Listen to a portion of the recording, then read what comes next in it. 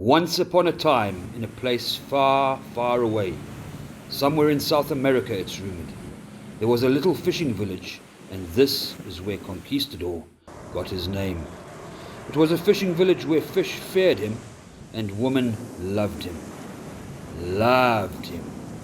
And so, in the next episodes, we build a lure to celebrate and commemorate the man they call Conquistador.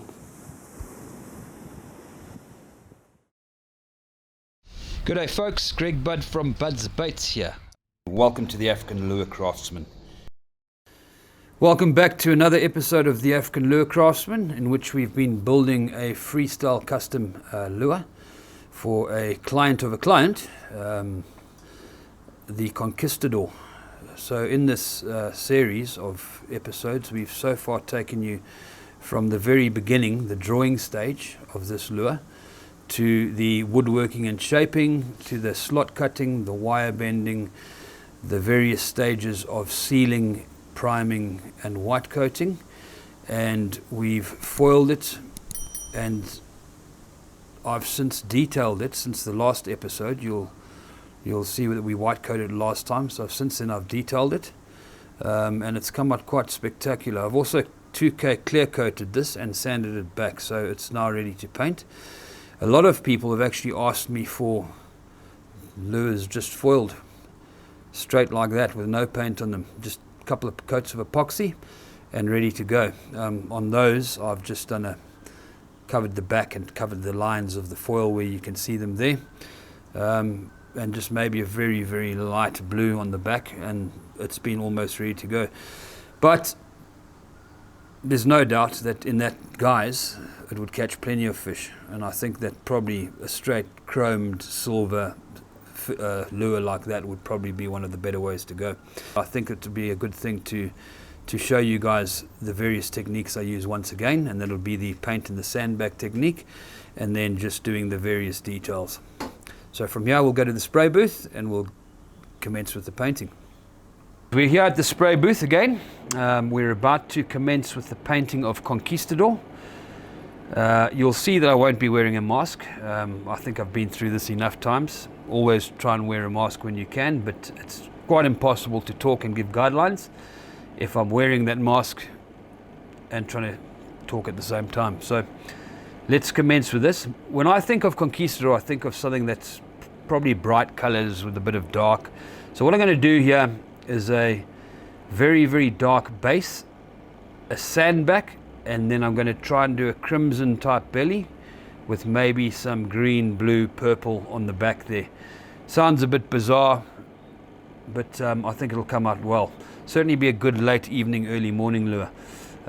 So let's commence with that. So I'll start with a premix color, which is a dark purple I've mixed, and I'm going to paint the whole lure, just slightly fading at the belly there, and we'll let that dry and then we'll do the sandbag. Let me start with that. The only thing I don't want to get is the gills, which I'll leave more of a silver color.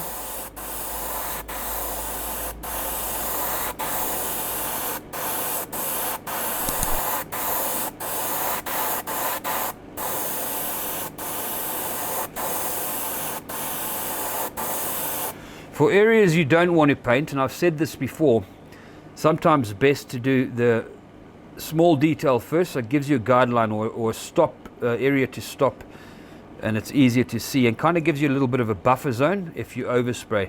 And as I said, I don't want to get the gills, so I'm going to do the gill line here first.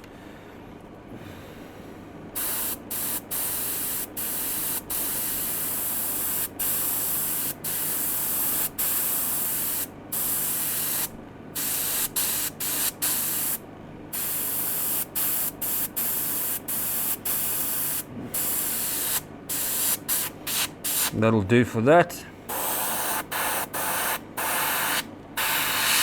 Dark line above the eye.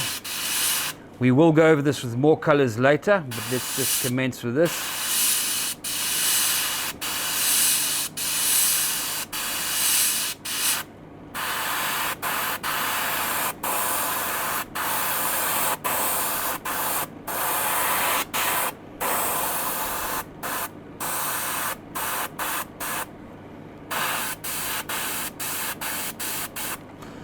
I'll also leave the fin in its natural sort of chrome.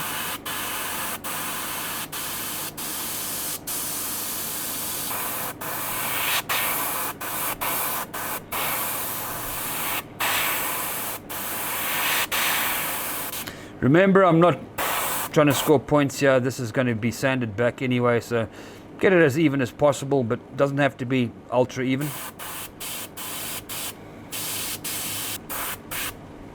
That's looking okay. We'll just go back to the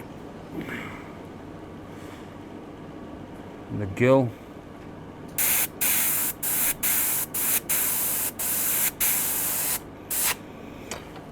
Ring around the eye.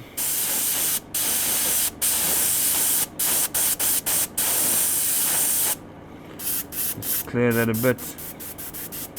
You will find that with the pearlescent and the glitters, which is very fine anyway, you do get a few little splutters and stops. Just clear your airbrush occasionally.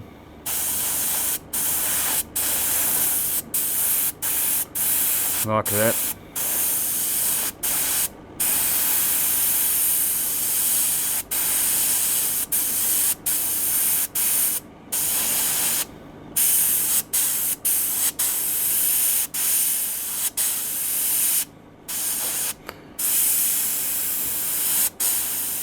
Provide a little bit of relief. We can do a few light lines behind the different levels of gill plate, just like so. Take the dark line above the eye to the front of the lure. The mouth, let's give a little bit of relief to, just very light.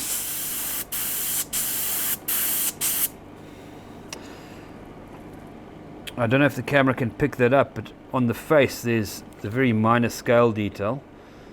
So in front of this third or highest level gill plate, I'll just put a little bit of relief there.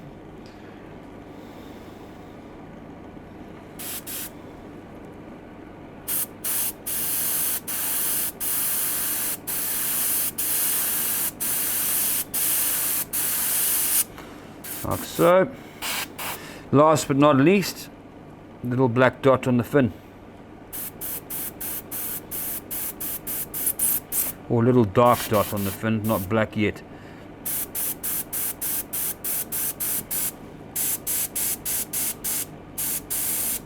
Okay, and we'll repeat that on the other side, and we're nearly ready to go. So we've now done our dark base coat on there. It's a dark purple sort of metallic color. Not really worried about the metallic because I'm going to sand most of it off anyway, but you will see that light glitter in the recesses. Remember, the object is to leave paint in the lands and grooves. So basically in the grooves you'll have paint, on the lands the paint will be removed. Little hollows in the scale there because of the technique I use with the pen to hand do it. You'll have little bits of paint there and you'll get a very nice realistic sort of scale effect. So what we do now is we take a bit of 600 grit sandpaper or water paper and we sand that back, always moving either in circles or in the same sort of direction. You don't want to take more paint off in one area than the other, and you do that on both sides and you'll get left with a very, very nice scale effect there with the dark in those grooves, and that'll be the basis for us to then coat over with very, very thinned other colors, the crimson, the various other colors we're going to use. So let's get to that. Okay, another little tip is your water paper can be a bit rigid and you will tend to take off more paint than you want to. So just soak it for a couple of minutes, let it curl up a bit so it goes soft. And that way use one piece here, just use it as one piece on your finger and apply a bit of water. And in this case we're just going to go with little circles and just applying pressure gently, remove that paint all the way to the end.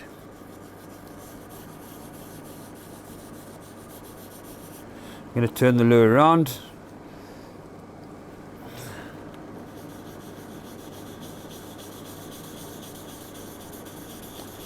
Circles, back and forth, follow the curve of the body When you get to the fin here, just run along the edge of the fin.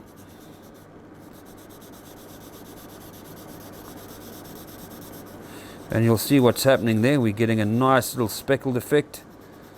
We're probably going to take a bit more. Follow the scale as far as you've done the scale on the body, right up to the edge.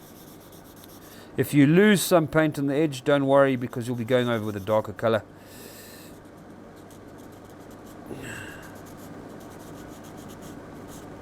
Right up to the gill line. Continue to do it.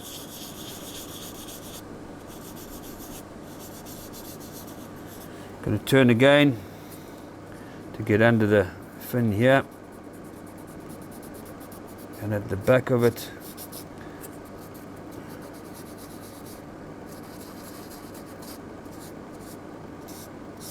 Get your soft cloth, wipe off so you can see what you still need to do, but already taking effect there, looking very, very awesome.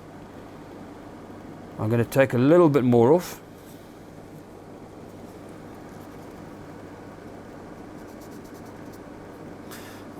Here by the fin, I'm going to fold it so I get a little bit more of a rigid piece of paper, and then you can go right into those grooves. Let's take a little bit more off, because we want to see quite a bit of color through this. Just be careful not to overdo it.